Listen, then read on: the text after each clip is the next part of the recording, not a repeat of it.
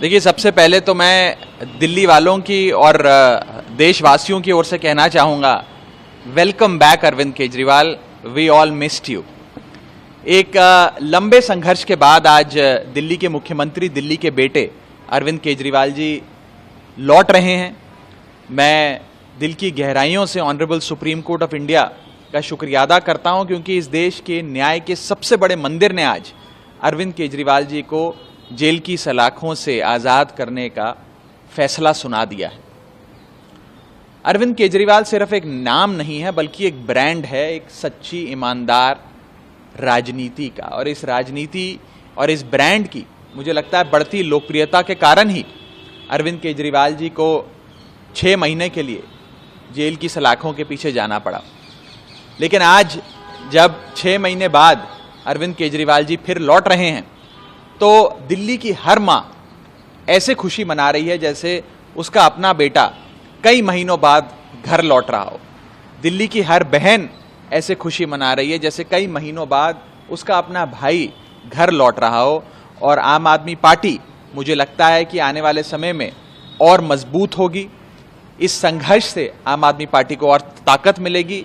और पार्टी का एक कार्यकर्ता होने के नाते, दिल्ली और पंजाब और पूरे देश भर का एक नागरिक होने के नाते मैं तहे दिल से स्वागत करता हूं इस फैसले का। और बस एक ही चीज़ कहना चाहता हूं इस भावुक लम्हे में कि वेलकम बैक अरविंद केजरीवाल। लेकिन जमानत जो मिली है कुछ शर्तों के साथ मिली है, और बीजेपी लगातार आरोप लगाती रही है, खासकर अरविंद केजरीवाल को लेकर कि भ्रष्टाचार में।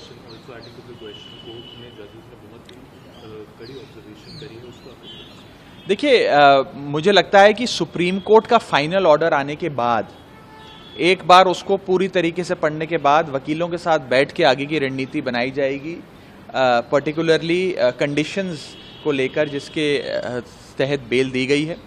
अभी क्योंकि एक अंश ही सुप्रीम कोर्ट का ओरली पढ़ा गया कोर्ट में, तो उस पर मैं विस्तार से टिप्पणी नहीं करना चाहूँगा। एक बार जजमेंट की कॉपी मिल जाए, मुख्यमंत्री जी रिहा हो जाएं, और उसके बाद वकीलों के साथ बैठकर आगे की रणनीति बनाएंगे। लेकिन मोटे मोटे तौर पर आज उनकी रिहाई के इस आदेश से केवल आम आदमी पार्टी में नहीं, बल्कि दिल्ली और देश में एक खुशी की लहर दौड़ गई है। और एक लंबे संघर्ष के बाद अरविंद केजरीवाल जी लौट रहे हैं। लगता है कि बहुत ज़्यादा समय तक झूठ के दम पर आप सच को कैद नहीं कर सकते। आखिरी सवाल कि अरविंद केजरीवाल के रिहाई के बाद हरियाणा में जो चुनाव हो रहे हैं, उसका उस चुनाव पर भी असर होगा? नहीं, देखिए, जाहिर तौर पर अरविंद केजरीवाल जी अब हरियाणा की चुनाव जो है उसकी बागडोर संभालेंगे।